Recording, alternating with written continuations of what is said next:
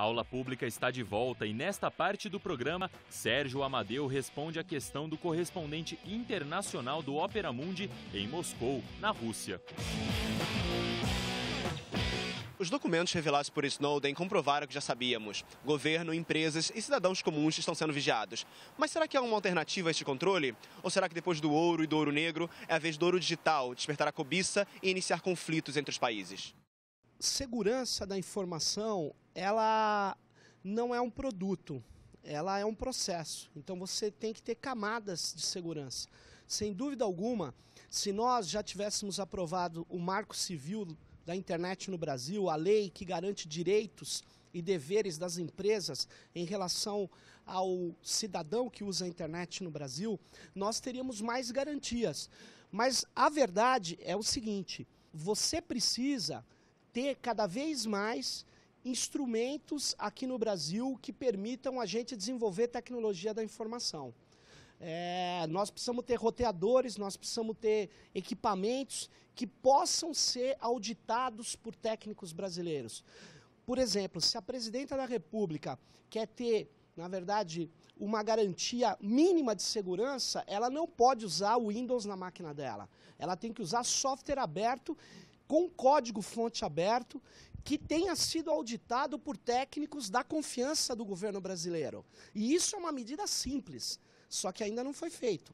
Outra coisa, nós precisamos ampliar as redes de comunicação de alta velocidade aqui no Brasil para evitar que o tráfego de informações brasileiros roteiem nos Estados Unidos. Nós precisamos ter mais alternativas de cabo submarino para a nossa relação com a Europa, África e Ásia. Nós não podemos passar por território americano. Agora, sem dúvida, se você tem plataformas de relacionamento, as chamadas redes sociais, que são brasileiras ou que não são norte-americanas, você tem mais garantia de que os bancos de dados não serão violados, ou serão violados com uma dificuldade maior pela NSA. O problema é o seguinte, a supremacia cultural da rede a partir dos Estados Unidos é muito forte. Novamente eu faço alusão aqui ao sociólogo Manuel Castells. Ele diz que o maior poder na sociedade em rede é o poder de criar redes. Você veja, o Zuckerberg criou uma plataforma cujo conteúdo é feito por nós. Só que, por regras que os economistas, os pesquisadores observaram da chamada economia de rede, as pessoas não querem estar na rede pequena, na rede marginal, elas querem estar nas redes onde estão as maiores facilidades, o maior entrosamento. Por isso que, por mais que eu e o pessoal da comunidade hacker participe de uma rede que se chama Idêntica, né, identi.ca Canadá, a maior parte das pessoas participam do Twitter. Agora, é importante incentivar, colaborar estruturas que fiquem fora do poder norte-americano, das corporações norte-americanas? Sim, é fundamental. O Brasil pode ajudar a fazer isso? Pode.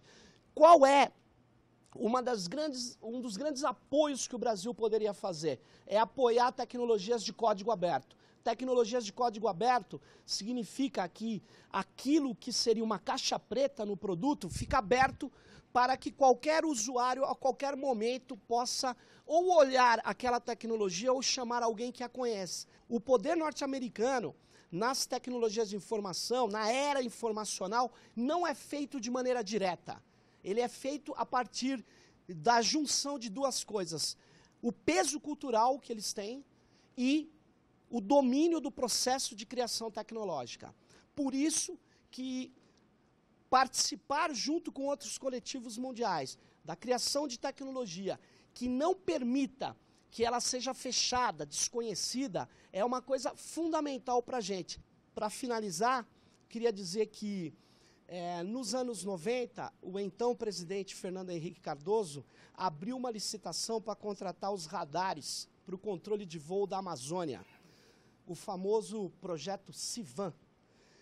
Quem ganhou a licitação foi um consórcio francês, que todo mundo que trabalhou no setor público sabe que uma licitação é feita com várias conversas entre servidores públicos e as empresas.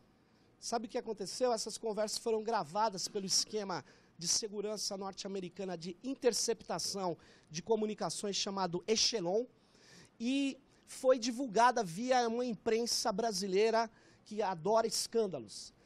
Na verdade, a licitação foi anulada e quem ganhou a licitação foi uma empresa norte-americana, a maior fornecedora de equipamentos elétricos e armamentos dos Estados Unidos, chamado Raytheon. A Raytheon entregou softwares e equipamentos de código-fonte fechados, o que nos leva a crer que o controle de voo da Amazônia tem duas sedes, Brasília e Washington. Então, o que eu quero dizer é o seguinte, não dá para aceitar esse tipo de tecnologias e de supremacia. Já está na hora dos gestores brasileiros, os pensadores, os policymakers, os analistas observarem o seguinte, na sociedade da informação, tecnologia não é um meio, é um elemento estratégico de poder. Então, nós precisamos nos ater a esses embates e estar em condição de navegar por eles.